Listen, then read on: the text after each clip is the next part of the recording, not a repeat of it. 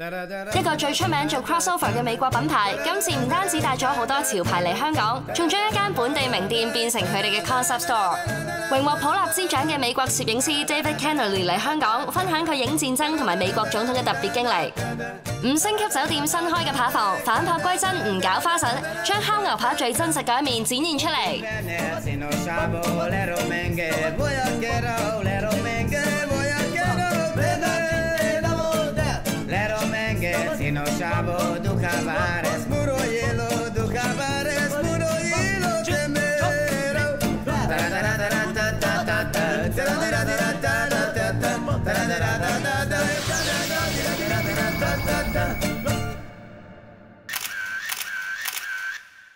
In photography, everything can be taught except how to see.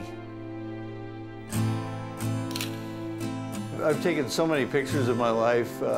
One of the pictures I like very much because it shows combat were two Vietnamese soldiers taking a wounded comrade off of the battlefield.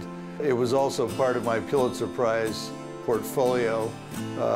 Taken in 1971, I won the prize in 1972. 普立茲獎係美國新聞界一項最高嘅榮譽獎項。David Kennerly 就曾經得過呢一項殊榮。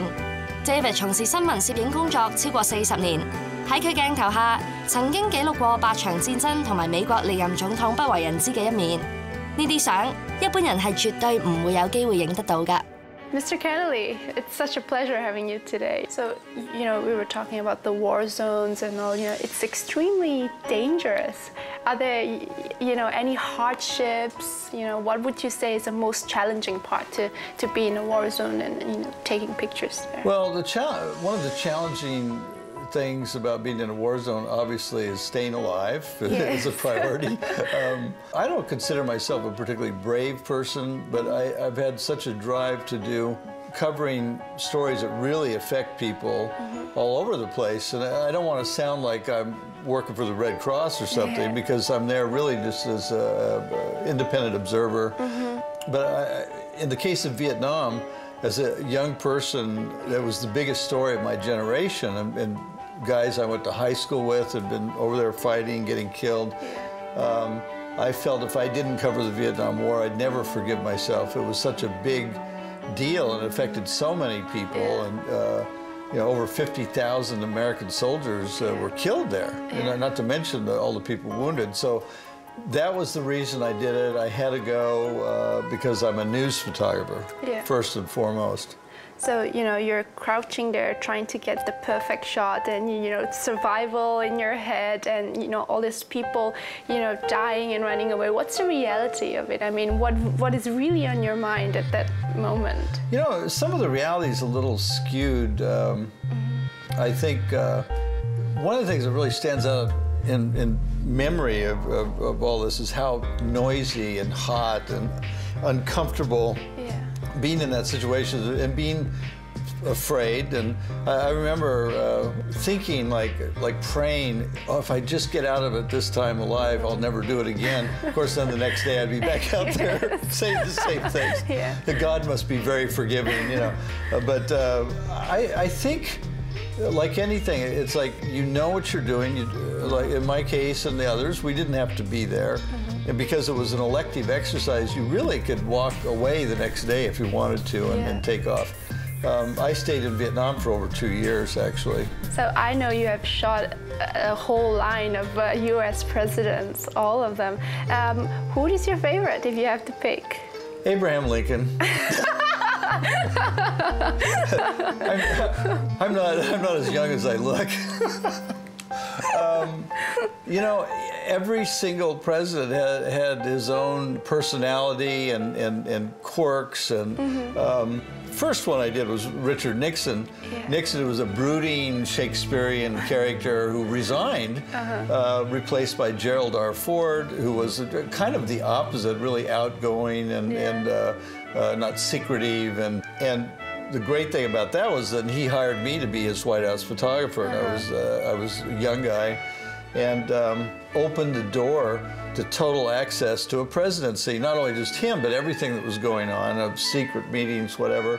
He was then replaced by Jimmy Carter, who was Southern guy who was kind of a micromanager, and he got beat by Ronald Reagan. Reagan was a movie star, had a bigger-than-life personality, a really nice guy to deal with also.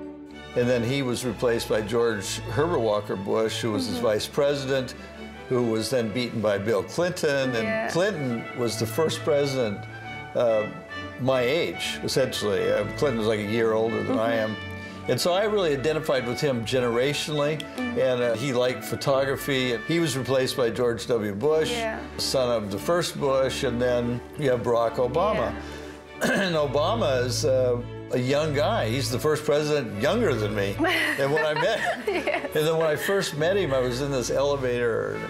I said, it was the inaugural night, and I said, Mr. President, there's something about you being elected that really bothered me. And he goes, and I don't even know the guy, really. And I'm there in a small group. He said, well, what is that? I said, well, you're the first president younger than me, and now I feel really old. So he thought that was funny. It was such a pleasure. Thank you. Appreciate it. 多得有新聞攝影師，我哋睇到更生動同埋更豐富嘅世界。我哋嘅歷史得以具體咁流傳落去。有人話新聞攝影係最具使命感嘅瞬間藝術，咁你哋又點睇呢？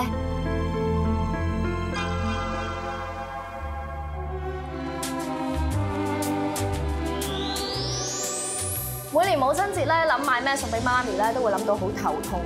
淨係食餐飯又好似冇咩誠意。買首飾咧，佢又會話有幾可戴啊，就買嚟擺。買花啊仲衰，有得睇冇得食，佢又會話點解揾啲咁嘅錢嚟嘥？咁如果有份禮物有得睇又有得食，媽咪收到就會好開心啫。將新鮮水果同埋插花藝術 crossover， 呢啲水果花藝喺1999年喺美國創立，全球有超過1000間特許經營店，而今年就喺香港開設全球首間門市店。每一件水果都係以人手切割、雕刻，再以膠籤穿好。重點係每件水果係喺送貨即日先製作，唔會用任何添加劑同埋防腐劑。Hi Sonia, nice to meet you. Hello, welcome to Edible Arrangements. So why do you bring them into Hong Kong? Basically, these fruits are combining the two most popular gifts in Asia, which are fruit basket and floral arrangements, and they are making one unique combination of the both in one sweet and beautiful gift to be for any occasion, suitable for any occasion. So that's motive to bring this concept, which I love myself, to Hong Kong. So where are most of these fruit from? As you know, in Hong Kong, nothing is growing, so everything is imported from different parts of the world. And because we need to use premium fresh and premium quality fruit, so depends on the season, we are importing from different parts of the world. So sometimes in one arrangement, you can have all planets, starting from Australia, New Zealand, South Africa, and America, just all in one bouquet. I see. So can you teach me how do you match them? We have special guidelines for every of our bouquets. So arrangement is called Blooming Daisy, and it is made from pineapple daisies, which are our signature. We are using several different kind of fruit. Basic is strawberries and pineapples. Then we use cantaloupe as well as honeydew, also grape. But we use seasonal fruits such as watermelon, mango, or kiwi as well in our arrangements. And usually the nutrition is lost short after it's been peeled, right? So do you have any technique to keep the fruit fresh? Basically, we make all our arrangements freshly upon the order, which means we don't keep any stock, and that means that all our bouquets are delivered just few hours before they are made. I see. So it's almost done, right? Yes, so this is the last touch, and we must not forget our signature. So Sonia, how are these fruit arrangements delivered to customers, and how long is the expiration date? First thing, after its bouquet is made, like this one, we pack it safely, and we have special procedure how to pack it. And we deliver it to our customers by our delivery van, which is also refrigerated. So basically, the product is safe till the moment of delivery to happy customers. we recommend to our customers to consume it upon the delivery, which means in the next couple of hours. But basically, it can be kept safely in refrigerator minimum 24 hours.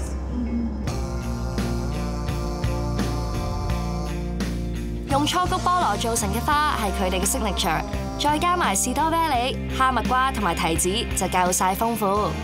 而另一款 Hearts and Berries 就用咗心形初谷菠蘿同埋士多啤梨做成，最啱母親節送俾媽咪。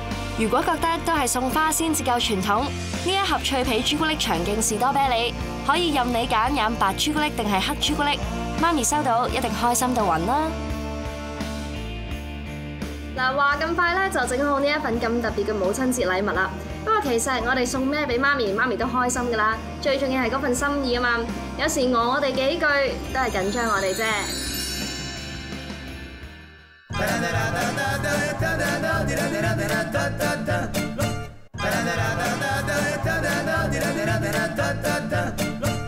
The power and magic of crossover or collaborations, I think, is really the ability to tell stories and work with different people. I think that's really the special part about it.